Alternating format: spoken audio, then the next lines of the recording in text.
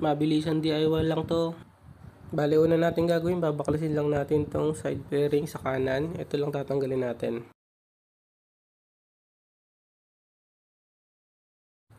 Next naman yung dalawang tornilyo dito sa kakaliwang parte. After nun, uga-ugain lang natin ng konti hanggang sa matanggal na yung starter. Take note pala, tandaan nyo maigi kung nasan yung dot. Basta nasa kaliwang parte siya, nakatapat siya sa pulang wire. Tinanggal ko na yung dalawang tornilyo gamit yung 5.5mm na socket. Hindi ko na nabidyohan kasi mahirap. After nyo baklasin, linisin nyo muna yung loob, brasin nyo, kaya gumamit kayo ng manipis na liha tsaka basahan.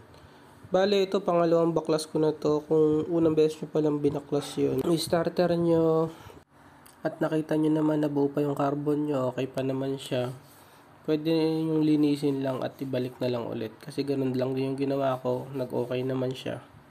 Bali, pangalawang baklas ko na to, umabot din siya ng halos almost 2 years simula nung nilinis ko siya. Since pangalawang beses na nga to, so nag-decide na ako na palitan ko na yung carbon. 180 lang naman siya sa Shopee. After malinis natin yung kabilang part, dito naman tayo sa kabila. Bali, nakahina nga pala to. Sorry, wala akong magandang lagayan ng camera. Bali, pinatong ko lang yan sa bangko. Kaya wala akong magandang kuha. Bali, dito pala ginamitan ko siya ng soldering iron. Medyo nahirapan ako dito, tsaka natagalan. Medyo challenging siya, pero natanggal din naman. Bali, ito yung binili kong carbon sa Shopee. Okay na may review. Sana tumagal. Balitaan ko na lang kayo. Bali, after nun, ihinang ko na yung isang carbon. Check nyo maigit to paghihinang kayo kasi may mga pumapatak-patak na mga LED. Maigi linisin nyo kasi baka makasira dun sa starter ng motor natin. Baka makalimutan yung tanggalin, medyo mas malaki-laki yung gastos pag buong starter yung papalitan natin.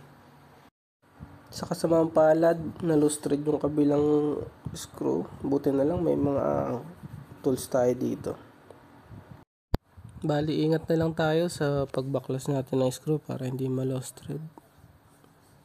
Bali, dito kinabit ko na siya, yung kabilang carbon.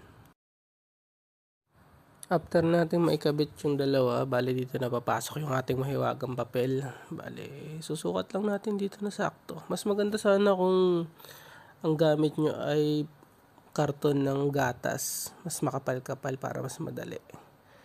Bali, ibibilog lang siya natin dito. Naisip ko lang to nung unang binaklas ko kasi nanood ako sa YouTube. Wala naman nagturo ng ganito.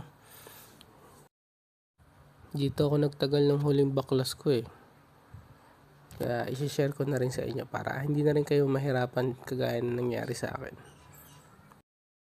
Pasensya na kung medyo hindi maganda yung kuha, pero sana nakita nyo ng ayos kung paano ko nilagay yung karton para maisiksik siya ng maayos.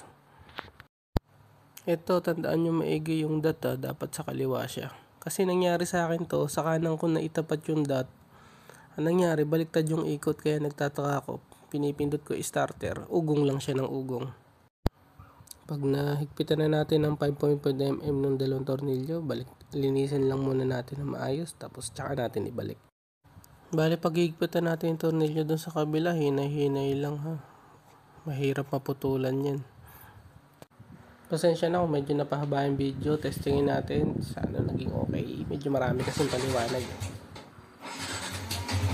Yun, okay.